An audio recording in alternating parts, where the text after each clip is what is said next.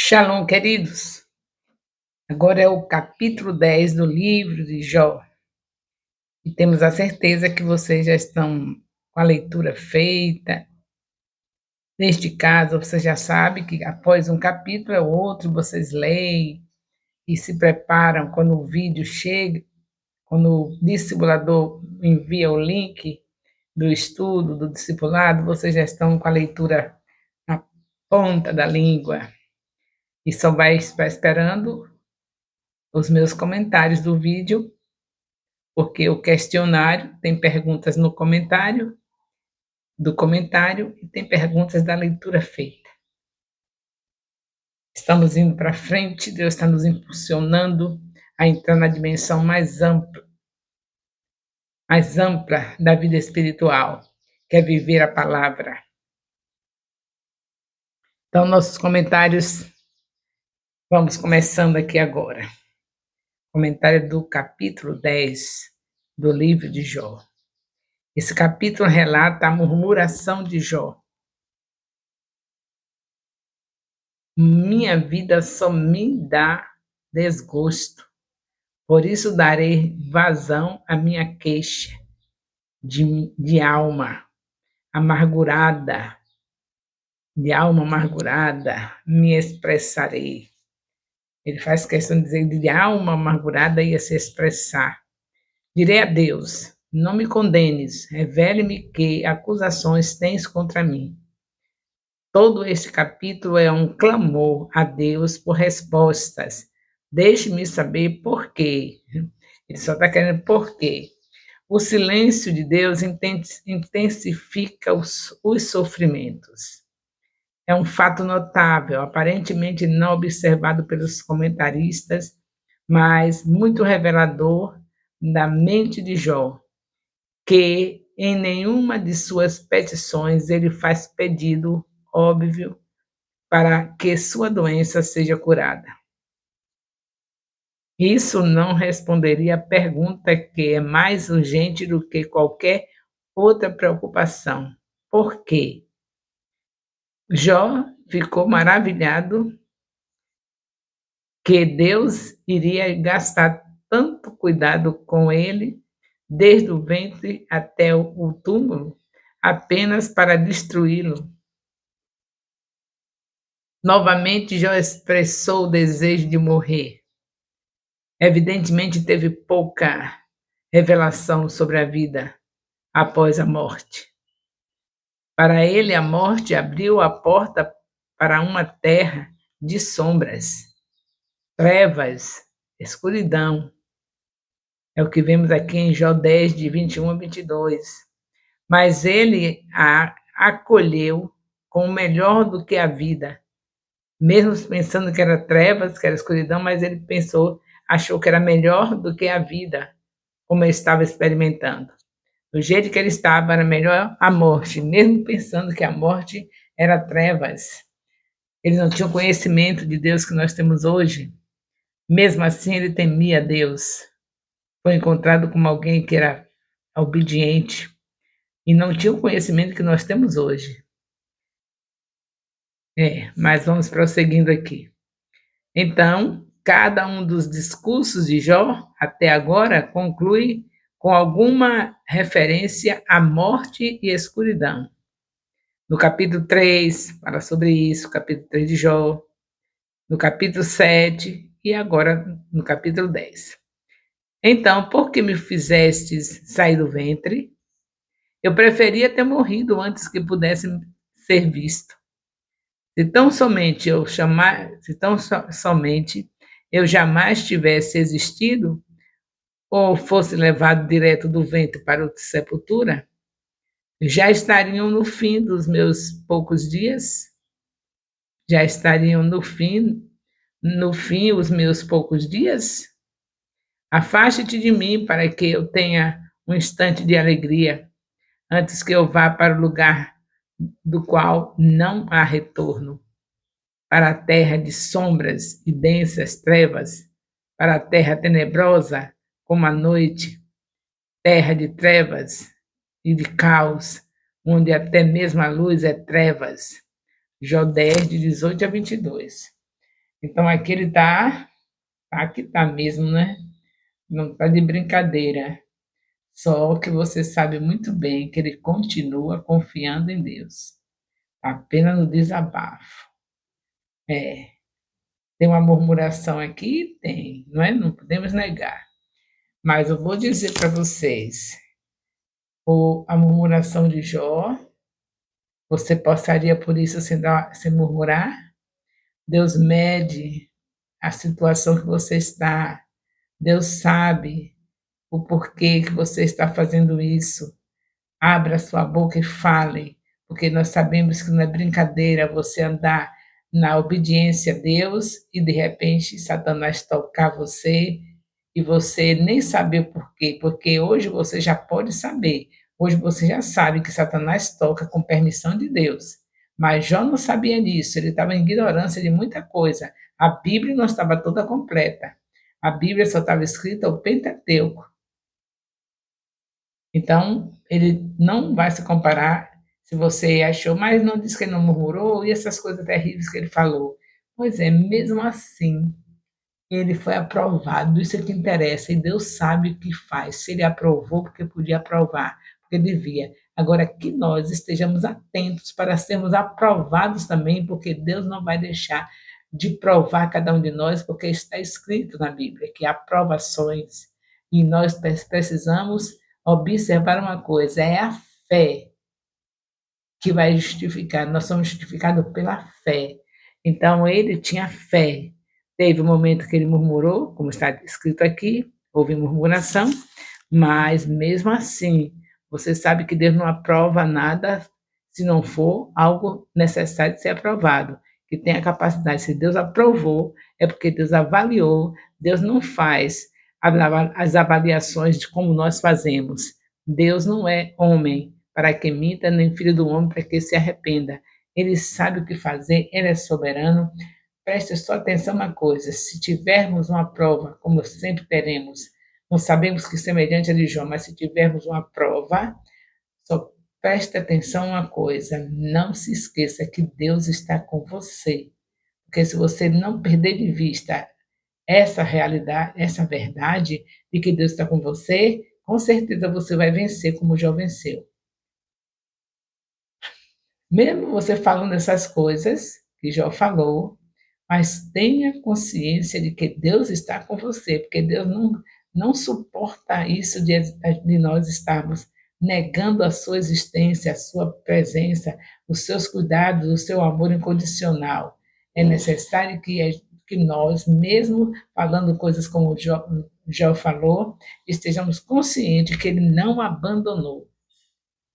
Não é nada agradável você ver alguém achando que Deus abandonou.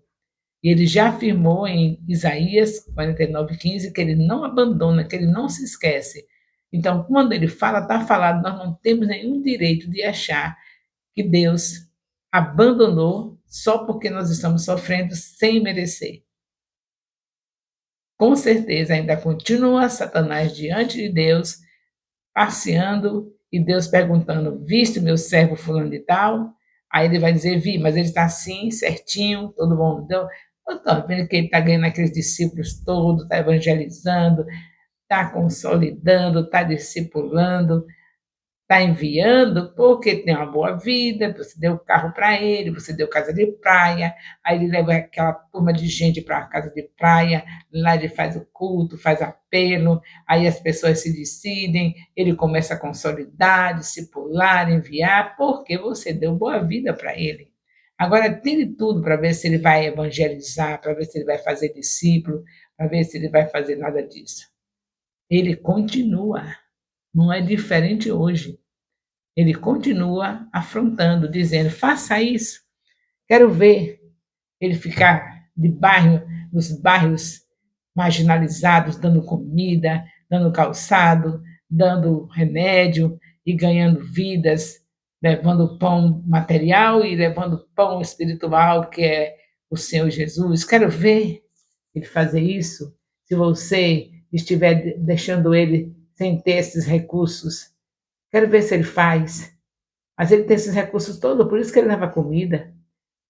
Aí você sabe muito bem que é um filho de Deus que realmente ama a Deus e sabe a necessidade de ganhar vidas, mesmo que ele não tenha nada, ele faz sacrifício, ele faz renúncias para levar o pão, para levar o calçado, a comida, porque sabe muito bem que para conquistar pessoas em um bairro marginalizados não pode ser de mão pura. E a gente tem uma fome de cumprir o que Deus disse, ir de discípulo e fazer discípulo. Então, o que é que acontece? Você renuncia. Você sabe quanto tempo eu fiquei com meu cabelo sem colocar um mega, sem colocar um mega ou uma peruca? Passei quase um ano, porque sabia que uma despesa de mega head, de peruca, daqueles cremes, aquelas coisas todas que se coloca no cabelo, é uma fortuna. E isso aí era o pão para cada dia da semana, para cada dia da semana, que era uma vez por semana, que ia naquele bairro marginalizado e tinha que cuidar daquele povo, dando o que comer. Porque se ele não receber a comida material, ele não vai nem querer ouvir falar de Jesus. Muitos deles continuam sem querer Jesus, mas outros já receberam também o pão da vida, que é Jesus Cristo. Não ficou somente com o pão material. Então, Deus vai olhar e vai dizer para Jó: Pois é, eu vou tirar tudo dele, carro, tudo, e ele vai continuar indo no bairro marginalizado, ele vai renunciar coisas importantes na vida dele, como, por exemplo, se ele come algo muito gostoso, ele vai comer algo mais simples, menos gostoso, quem sabe, deixe comer somente ovo, pão e água, para poder sobrar para levar. Eu conheço o meu servo. Então ele está assim, provando você, Deus está permitindo tocar, tirar tudo, para você dizer: como é que eu vou evangelizar se eu não tenho um carro? Como é que eu vou evangelizar se naquele bairro cheio de pessoas perdidas eu não posso ir porque eu não tenho nada para levar para eles? Eu vou chegar naquele bairro sem comida? Pois não vai acontecer. Satanás vai ficar envergonhado, porque na minha vida eu fiz isso, parei, todos são testemunhas, eu fiz um tempo enorme na frente da igreja com o cabelo sem botar um creme sequer. Mas o dinheiro dos cremes, o dinheiro das hidratações, o dinheiro da peruca, o dinheiro, tudo foi aplicado em um bairro pobre onde eu tenho uma célula que está crescendo a cada dia. E eu tenho testemunha disso porque pessoas me ajudam e vão fazer a obra comigo naquele lugar. Então, ele vai fazer isso com a gente. Quando Deus perguntar: viu minha serva fulana, meu servo chicano? Vi. Ele está assim evangelizando porque você protege ele de tudo, tem tudo na vida, por isso que ele está evangelizando. Aí Deus vai mostrar que você que vai tocar, como já me tocou, eu ficar sem ter situação, sem ter condição de fazer as duas coisas, cuidar do meu cabelo e ir para o lugar para dar comida. Aí eu renunciei o cabelo e dei comida. E Deus me abençoou que Satanás não teve o privilégio de dizer: está vendo? Ela parou de evangelizar. Ela ficou sem dinheiro e parou de evangelizar. Não. Deus vai me encontrar, como vai encontrar você também, no momento que não tiver o que levar, renuncie a alguma coisa que quer fazer na sua vida, na sua casa, e vai lá no lugar do pobre, e evangeliza, e ganha, e consolida, discipula e envia. Deus está continuando do mesmo jeito, ele não muda. Só provando a gente. Só provando a gente. Provando a gente. Eu não tenho nada, como é que eu vou evangelizar? Ah, é assim? Fique pensando. É Satanás tocando para tirar tudo e Deus esperando que você não decepcione. Satanás tirando tudo de você, eu não compro aquele sapato que eu ia comprar, eu não compro aquela roupa que eu ia comprar, mas eu vou. Hoje tem pão para aquele povo, e aquele povo hoje vai receber o pão material e vai receber o pão da vida que é Jesus. Eu vou. É assim, queridos. Não vai parar, não. Deus não muda, vai continuar dizendo para ele: viste meu servo fulano, porque Deus quer glorificar o nome dele aqui na terra. Vai ter sempre alguém que ele vai dizer: viu meu servo fulano? Ah, eu vi, deixa eu tocar nele. Deixa eu tirar as coisas que ele tem, para ver se ele vai continuar a ser esse discipulador, discipulando o tempo todo, ganhando vidas o tempo todo. Quero ver. Aí você vai dizer, aí Deus vai confiar, vai estar com você nessa prova o diabo tira tudo, aquelas panelas de sopão que você levava já não pode mais comprar, já não pode mais dar, faltou dinheiro daqui, faltou dali, aí você lembra, mas eu tenho aqui essa joia, eu vou vender e vou dar o sopão. Ah, eu tenho aqui essa cozinha que eu ia fazer uma reforma, não vou fazer, vou fazer o sopão. E Satanás vai ficar envergonhado, e você continuando ganhando vida, você continuando evangelizando, você continuando fazendo aquilo que Jesus mais quer. Ele disse: ide e fazei discípulos. Assim seremos mais do que vencedores em Cristo Jesus. Nós já sabemos que Deus deixou esse livro para a gente saber que o diabo tem acesso à presença dele, e que ele pergunta: visto meu servo fulano, não foi somente com esse, você vê muitos servos de Deus provados, ficando de nada, mas continua. Eu já vi servo de Deus com chinelinho, com a roupinha toda remendada, mas continuando a fazer discípulos. Perdeu tudo, o emprego perdeu, e lá se vai, e daqui a pouco não tem nada, comendo pela graça de Deus, não tem nada para levar, mas ele consegue pegar uma fruta que está no quintal, que era para ele comer, vender e levar a comida. Consegue pedir ajuda aqui e acolá, por favor, me ajude aqui, eu tenho que ir naquele bairro porque eu preciso ganhar aquelas vidas, são marginalizadas, são pobres coitados, longe de Deus, e eu preciso lá, e vai. Ah, querido, está pensando que é assim? É somente com o carro do ano, que é somente esses que têm o carro do ano, que tem a casa de praia, que pode evangelizar, porque ele tem recursos. Não. Deus permite tirar tudo, e você vai ver que você consegue continuar pela fé, acreditando que Deus não lhe abandonou e que precisa fazer o que ele mais gosta, que é ganhar vidas e transformá-las para estar aos pés do Senhor Jesus. Usados pelo Espírito Santo, nós conseguiremos tudo isso. Então, em nome de Jesus Cristo, não desanime não, viu? O caminho é esse, o caminho é Jesus. Não tem outro. Se você não gostar do discurso dele, não procure outro não, porque você não vai se dar bem, só tem ele. O discurso dele é esse, de fazer discípulos. É o principal discurso. Porque com esse aí, as demais coisas vão acontecer, que vai agradar a Deus também. Você fazendo discípulo, você não vai ter uma vida sem confessar seus pecados, senão o demônio te pega. Você tem que confessar pecado. Se você seguir fazendo discípulo, você vai ter que ter uma vida de humildade, saber que vai entrar em lugares que você nunca desejou entrar, de pobreza. Você sabendo que é assim, desse jeito. Se você realmente está andando com Cristo, você sabe que vai andar como ele andou. Pode ver a trajetória de Jesus nos 3 anos de ministério, por onde ele andou, o que ele fez, porque é isso que nós devemos fazer. Nós devemos orar pelos enfermos, eles ficarem curados, nós devemos expulsar demônios, nós devemos deixar as vidas libertas para reconhecer a Jesus Cristo como Senhor e Salvador da vida deles. É esse o meu trabalho, é isso que temos que fazer. Então não pense que vai ser diferente de Jó, não. Por que que o diabo fez isso com Jó? Porque sabia que ele era uma pessoa frutífera, os amigos todos consideravam Jó como alguém de grande importância, de grande relevância, e isso fazia com que as pessoas se inspirassem e quisessem também ser filhos de Deus, quisessem também ser pessoas honestas, que vivessem para glorificar a Deus. A vida dele tinha influência dentro da sociedade, todos admiravam o comportamento dele. Aí você vai entender que você, esse servo de Deus, frutífero, está ganhando vidas, o reino está crescendo, está sendo focado, o diabo está te olhando, e quando ele se apresentar diante de Deus, Deus vai dizer: viste minha serva, viste meu servo, e você não pode ser um covarde. Jesus Cristo deu a vida por nós, por você, por mim. Como é que nós vamos cair para trás, dar para trás?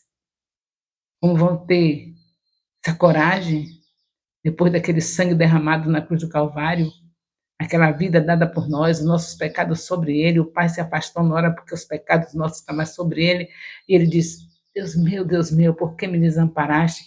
Será que nós acreditamos mesmo que ele veio? Que a promessa de Gênesis 3:15 aconteceu? E que ele já passou por tudo isso? Ou estamos pensando que aquele homem que chegou na cruz era apenas um impostor? As nossas reações parece que Acredita mais que ele era um impostor, porque se acreditar que um homem puro, sem pecado nenhum, que não nasceu com pecado original, nasceu por obra do Espírito Santo, todo purificado, todo santo, foi capaz de carregar os pecados da humanidade, e a gente, né, nessa carinha de santo crente, sentadinho no banco da igreja, esperando que as vidas caiam nas suas mãos e na igreja. Todo mundo chegando, sem ninguém sair para evangelizar. Foi isso que Jesus disse? É um preço alto. Nós temos que renunciar a tempo, renunciar a tanta coisa para poder. O tempo que a gente usar para as coisas supérfluas, a gente vai usar para ganhar as vidas, em nome de Jesus. Em nome de Jesus. Meu marido já estava na faculdade, teve que parar porque não queria ficar sem fazer essa obra. Parou e Deus nunca deixou passar falta, nem todos que têm faculdade têm a bênção como ele tem. Abençoadíssimo. Dizimista, ofertante, primiciante, abençoadíssimo. Não precisou, não é que eu esteja estimulando alguém, pessoas não estudarem, mas acontece que você vê que o que você está fazendo está impedindo o reino de Deus crescer, você para, seja o que for. Foi por isso que ele parou, estava impedindo. Ele trabalhava no polo petroquímico, chegava sem dormir a noite toda, trabalhando de turno. Quando chegava, tinha que ser para a faculdade. Isso ia servir para glorificar o nome de Deus, estragando a saúde dele. E que tempo ele tinha para ganhar uma vida estudando, fazendo faculdade, fazendo um trabalho tão perigoso como aquele no polo petroquímico? Ele aí renunciou. E o que aconteceu? Era colega de trabalho sendo salvo, era vizinho sendo salvo, e hoje você vê esse ministério nessa dimensão, e que já teve muito mais ainda, se não fosse Satanás arrancando as vidas, a gente sabe que tudo isso é Deus provando a gente, porque muitos foram levados pelo diabo com muitas coisas ruins na cabeça e saíram, mas foi um número imenso de pessoas.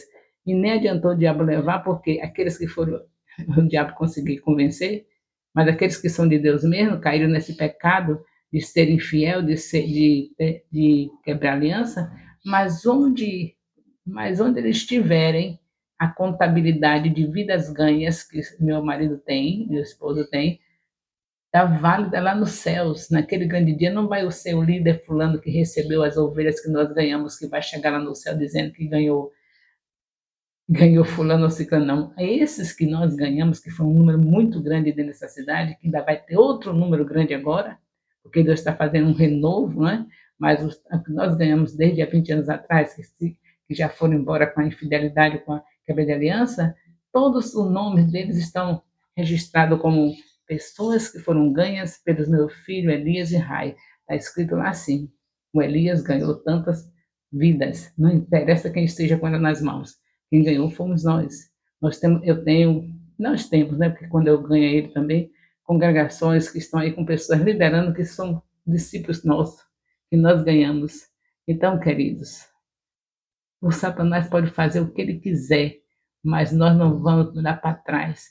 Vamos ficar firmes como Jó na prova da quebra de aliança de quem quer que seja, seja quem for que quebrou a aliança, não vai nos abater, seja quem for que esteja tirando, seja o que o diabo estiver fazendo, não vai nos abater. Nós vamos continuar fazendo o que Jesus Cristo mandou. Ele quer que consolide, que ganhe, consolide, discipule, envie. Ele não quer que ganhe e deixe o bebê lá sozinho, não. A pessoa que nós ganhamos é um bebê espiritual. Então, a gente tem que acompanhar, que é a consolidação, depois discipular, depois que ele já está pronto, aí a gente envia, para fazer a mesma obra, ganhar, consolidar, discipular e enviar.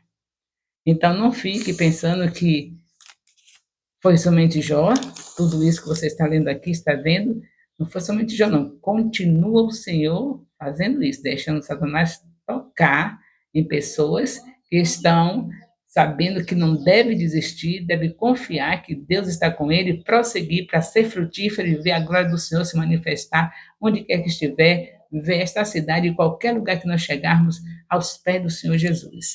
É esse o propósito de Deus, e você não tem motivo, nem eu, para dizer assim: eu nem sabia o que era isso, não estava entendendo nada, sabia lá o que era prova. Não, você já está sabendo o que é prova. É você sofrer sem ter feito nada de errado. E você não se negar a prosseguir com Deus. confiar nele, continuar, mesmo que você fale a sua dor, que você está vendo Jó falando a dor dele, botando para fora, falando até bobagem, mas Deus levou em conta a fé de Jó ao ponto dele dizer: ainda que ele me mate, eu continuarei confiando nele. Ele estava até achando que Deus estava fazendo coisa que não era legal com ele, mas ele diz: ainda que ele me mate, mesmo assim eu vou continuar confiando nele. Isso é tudo. Se você estiver na hora da prova, nessa palavra, confia, ainda que ele me mate, eu vou continuar confiando nele, eu vou continuar fazendo discípulos, eu vou continuar indo naqueles bairros marginalizados, salvar pessoas, ganhar essas pessoas, consolidar essas pessoas, discipular essas pessoas, eu vou continuar ganhando vidas onde quer que eu chegar, ainda que ele me mate, ainda que ele tire tudo, mas eu vou fazer. É isso que Deus requer de você, certo? É isso só. Ele está com a gente, ele não abandona, então a gente não tem que se queixar, só tem que ser grato por ele estar conosco em todo o tempo, seja na doença, seja nada, seja o que for, seja o diabo tocando, ele não vai abandonar, e no fim o Satanás será envergonhado, porque ele dá vitória, dupla honra para toda vergonha. É isso que nós estamos aprendendo aqui no livro de Jó. Nesse capítulo 10, em todos os capítulos, ele está mostrando que nós devemos estar firmes na fé, diante de qualquer prova que venha sobre as nossas vidas. O amor de Deus, nosso Pai, e a graça salvadora do nosso Senhor Jesus Cristo, a comunhão do Espírito Santo seja com todos os discipuladores e discípulos do Ministério Apostólico Internacional, Filhos de Jerusalém, desde agora e para sempre. Amém.